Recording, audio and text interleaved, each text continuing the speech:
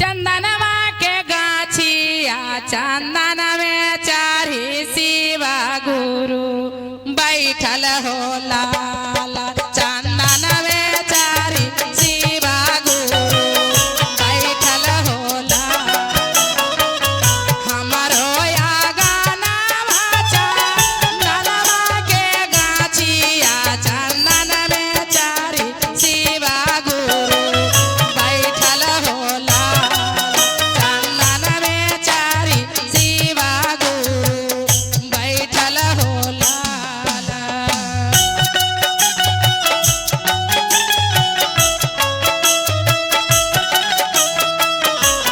जय हो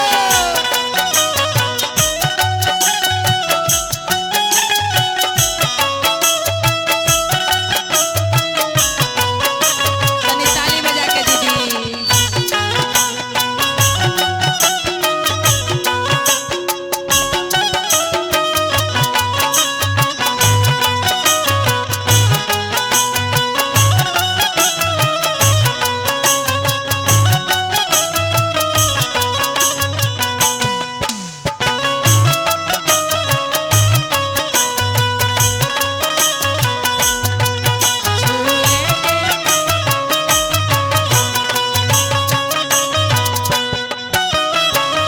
इतना बचनिया जाबा सिसिया मोर सुनालन छुए के मनवा करा है चारनिया हो लाल छुए के मनवा करा है चारनिया हो लाल।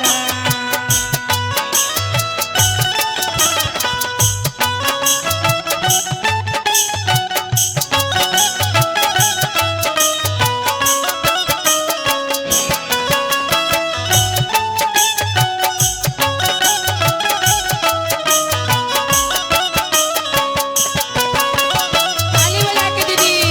जय हो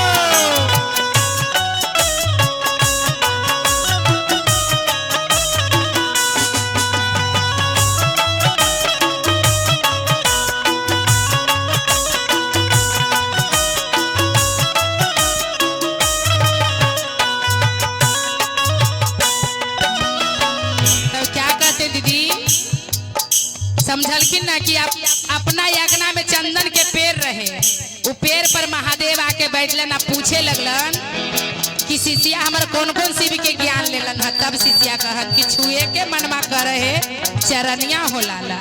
तब शिव गुरु पूछते हैं इतना बचनिया जाबा शिव गुरु सुनालन से पूछे लगलन दिलावा के बतिया हो लाल से